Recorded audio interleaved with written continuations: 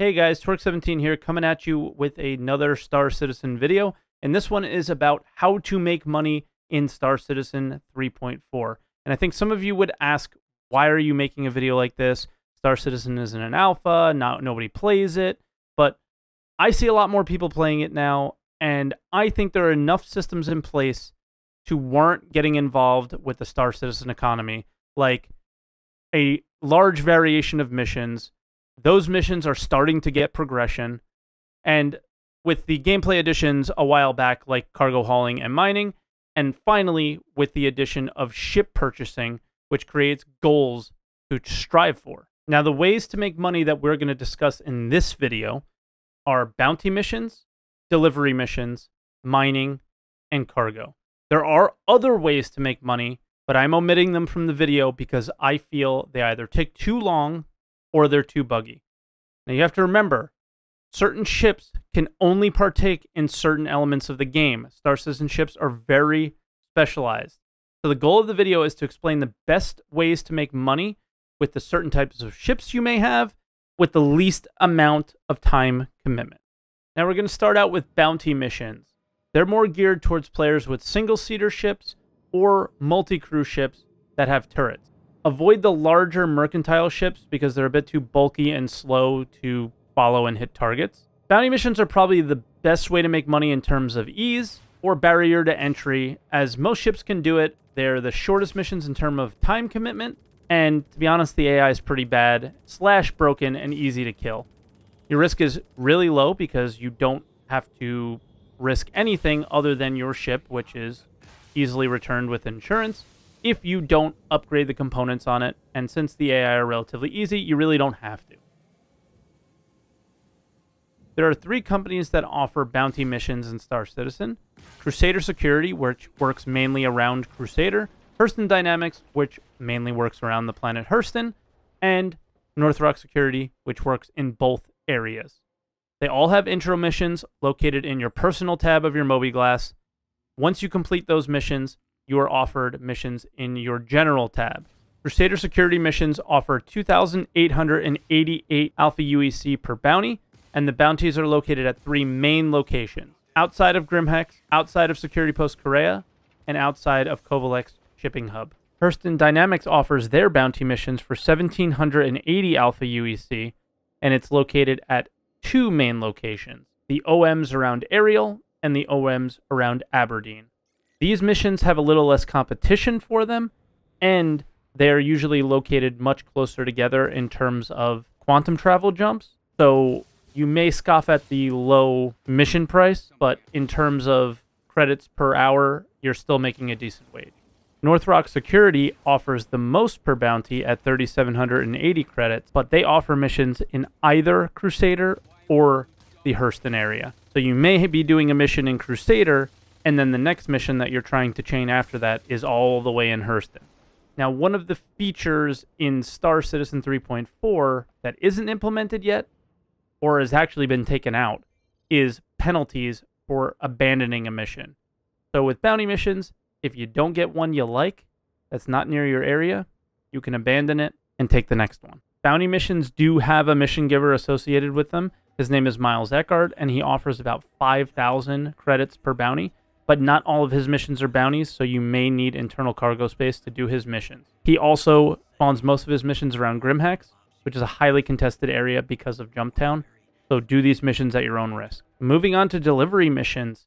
Delivery missions probably have the lowest barrier to entry for making money in Star Citizen because it requires any ship with internal space. It doesn't have to have internal cargo space, just any internal space. You're going to have a similar experience in most ships with these missions, but I do highly suggest having a ship with a size 2 quantum travel drive, as it lowers your travel time. They're the first missions that properly apply progression in Star Citizen, where you start out with low-tier missions and move up to missions that offer quite a bit of money. There are 4 contractors that offer delivery missions: Ling Family Hauling, which is your very intro-level starting mission at 1,190 Alpha UEC per mission, and they tend to be around the Crusader area only.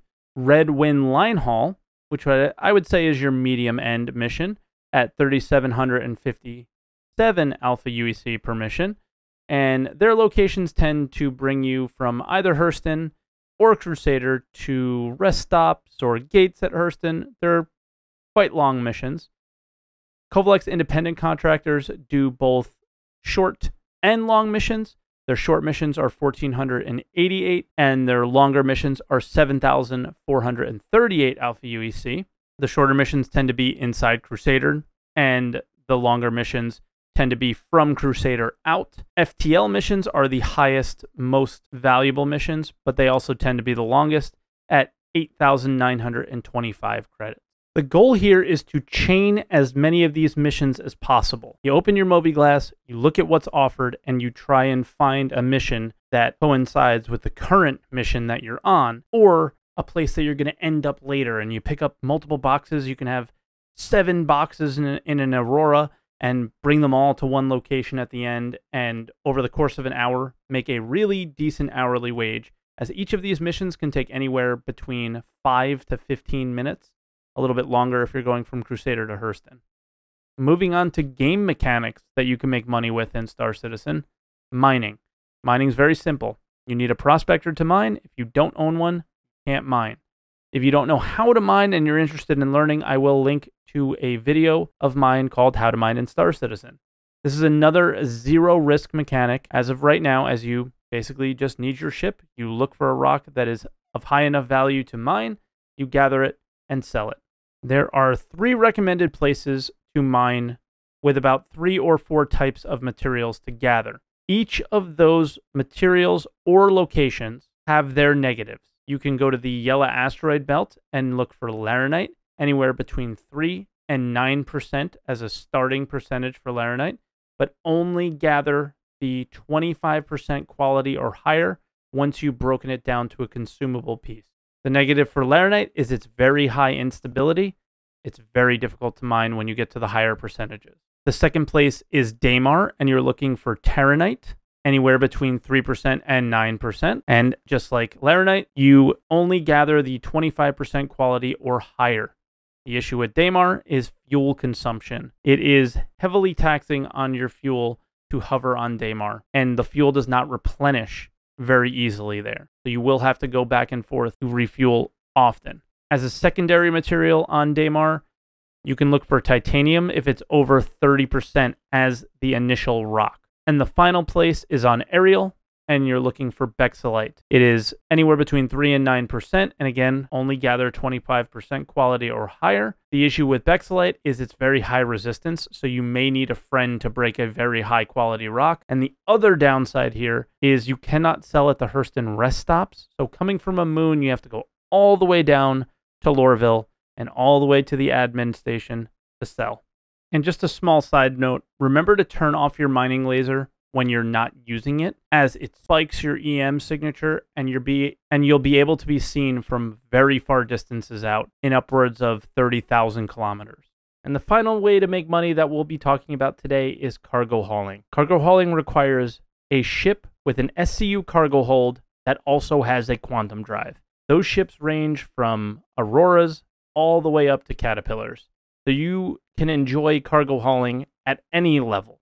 Now, cargo hauling is the simplest mechanic in this guide, where it's literally buy this from here, sell it for a profit over there. It is also the riskiest. It is really the only way to make money with an upfront cost.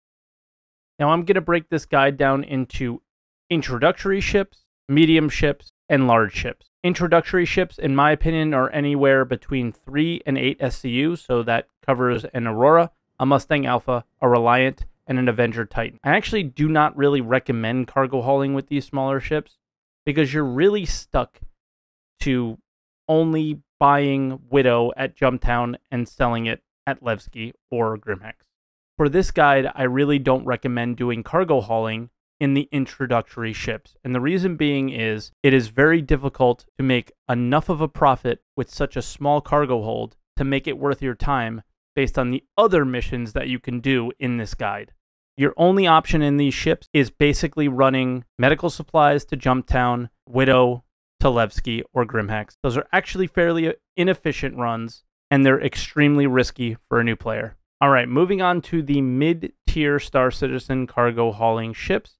I consider that 120 or less SCU. And ships that fall into that category are ships like the Cutlass with 46 SCU, the Freelancer with 66 SCU, the Constellation with 96 SCU, and the Freelancer Max with 120 SCU. I'm only going to provide you guys with one good run for these mid-tier ships. I am going to provide you with a Star Citizen trading Excel sheet, and you can maybe come up with a run that you like yourself based on the knowledge you've learned from this video. The run is this. Start at Port Olisar, buy medical supplies, and take them to ArcCorp 141 on Daymar. Now, some commodities can only be sold a certain amount at a time. Usually, it takes about 1 minute to be able to resell another batch of a commodity. For medical supplies, at ArcCorp 141, it's 5,000 per minute that you can sell. You sell a batch of 5,000, wait a minute, sell another batch of 5,000. Once again, 5,000 units is 50 SCU. You're risking a maximum, if you fill your Freelancer Max with medical supplies, of 240,000 Alpha UEC for a profit of 8,880 credits. Now, your risk could be a little bit lower, and your profit will be a little bit lower if you use a smaller ship. Then you're going to take Agracium from ArcCorp 141, which is an armistice area, back to Port Olisar, where you're risking a maximum, once again, if you're using a Freelancer Max, of 293,000 credits with a profit of 14,502 credits. So the total profit for this run, which takes approximately 10 minutes in total, is 23,382. This run has a very low risk of PvP because both areas are armistice zones, but once again, there is risk with cargo hauling, and those risks, unfortunately, are server crashes. And now we're going to talk about the big boys, the high-end cargo hauling ships. I categorize this as over 150 SCU, but the two ships that are currently in game that fit this role are the Starfarer at 291 SCU or the Caterpillar at 566 SCU. Now, with these kind of runs, you can look at that chart and concern yourself a little bit more with the profit margin percentage and a little bit less with the profit per unit, because these ships are so big that you can make decent money with the kind of lower priced commodities. Or you can go insane and make a ton of money per run with a lot of risk associated with it. Now, this run is going to be pretty high risk with a decent reward. There are some higher profit runs, but in terms of the amount of time invested, I think this one is probably one of the best. Now, to start this run, you're going to start out at Port Olisar, and you're going to buy medical supplies and take them over to Bountiful Harvest on Daymar. Now, your maximum risk, once again, would be filling up the largest ship possible, a Caterpillar, would be 963,332 credits with a maximum profit of 58,864 credits. Medical supplies, just like at ArcCorp 141, only sell at 50 SCU at a time, so 5,000 units.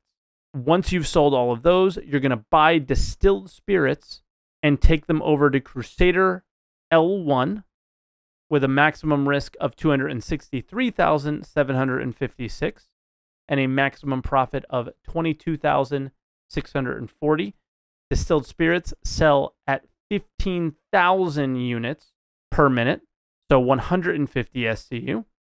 And then at Crusader L1, you're going to buy up a full cargo load of scrap and bring it back to Port Olisar with a maximum risk of 87,370 and a maximum profit of 7,358. So the total profit for this run would be 88,662, and it will take approximately 30 minutes. All right, that is that. That is my guide for making money in Star Citizen 3.4. I hope you guys enjoyed it. Long story short, there are a lot of things you can do in this game to make money, but they all have their pluses and minuses. So take this guide and find your path in Star Citizen based on the ships you own and what you enjoy doing, and let it take you all over the Stanton system and enjoy what Star Citizen has to offer. And lastly, guys, thank you so much for watching. If you enjoyed this video, please share it with anybody that you think would enjoy it and learn from it. And hit that like button And comment below if you think I missed anything or you have any ideas you would like to share with the Star Citizen community. And once again, hit that subscribe button for more videos like this in the future. Thank you so much for your support, and I'll see you guys in the next video.